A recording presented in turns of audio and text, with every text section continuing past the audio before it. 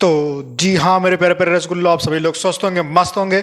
आप लोगों की स्टडी अच्छे से चल रही होगी। तो आज की जो ये क्लास है क्लास 10 वालों के लिए, जो कि सबसे बहुत महत्वपूर्ण, बहुत ही अच्छे से, ठीक है, ये 4 नंबर के क्वेश्चन आपके फिक्स होने वाले, जो कि आपका बोर्ड में आने वाला ये क्वेश्चन पक्का टपकने वाला ही आपके, ठीक है, बोर्ड में ही है। ये जान लीजिए, आपके 4 नंबर फिक्स ही होने वाले हैं। तो चलिए आइए, हम देर नहीं करते हुए क्या करेंगे, आपके 4 नंबर को हम फिक्स कराते हैं। ये पूरा अंतर है, जो कि अंतर आपका कौन सा है, आक्सी श्वसन तथा अनाक्सी श्वसन में विभेद। विभेद का मतलब होता है अंतर, या फिर तुलना कह देगा तब भी आपको अंतर ही लिखना होता है। जैसे कि आप देख पा रहे हैं 2024, 24, 23, 20, 19, 17 में ये पूछे गए, लगातार पूछे जाने वाले हैं।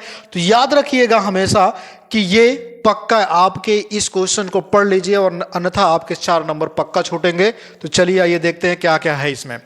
अगर हम बात करें तो आप 2 कॉलम ऐसे बनाइएगा, तो आक्सी श्वसन एक तरफ लिखिएगा अनाक्सी श्वसन।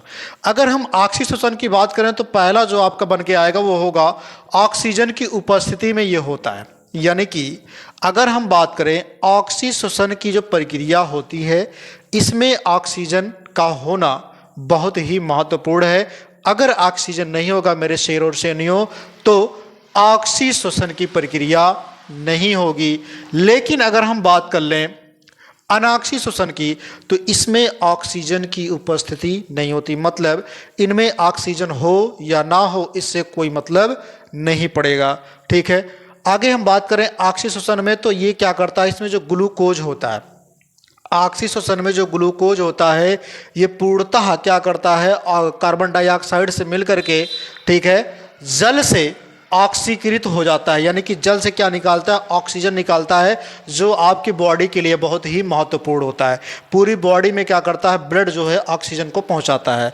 ठीक है, उसके बाद अगर हम बात करें यहाँ पर, तो इसमें जो है ग्लूकोज किससे क्रिया करता है, तो एथेनॉल या फिर लैक्टिक अम्ल से क्रिया करता है।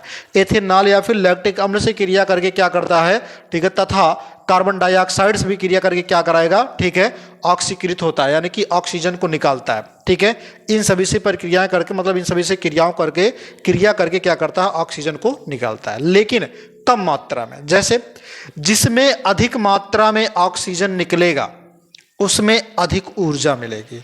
ठीक है, तो ऊर्जा ऑक्सी श्वसन में ऊर्जा अधिक मात्रा में निकलती है, यानी कि मुक्त होती है।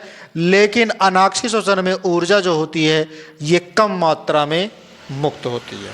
ठीक है, आगे अगर मैं बात करूं मेरे शेरों, तो आगे याद रखिएगा, चौथा वाला आपका जो बनेगा वो कोशिका। ऑक्सी श्वसन की जो प्रक्रिया होती है कोशिका द्रव्य में भी होता है, और माइटोकॉन्ड्रिया की प्रक्रिया, मतलब कोशिका द्रव्य और माइटोकॉन्ड्रिया दोनों मिल करके ये काम करते हैं। मतलब दोनों में ये होता है, कौन सा, ऑक्सी श्वसन ये होता है। लेकिन अगर हम अनाक्सी श्वसन की बात कर लें, तो अनाक्सी श्वसन में ये जो होता है यह कोशिका द्रव्य में केवल होता है। यानी कि अनाक्सी श्वसन की जो प्रक्रिया होती है यह केवल कोशिका द्रव्य में होता है, बाकी और किसी में नहीं होता। तो ये 4 नंबर आपके फिक्स होने वाले हैं, याद रखिएगा, ये पक्का आपके बोर्ड के पेपर में, यानी कि 2026 में टपकने वाले ही हैं।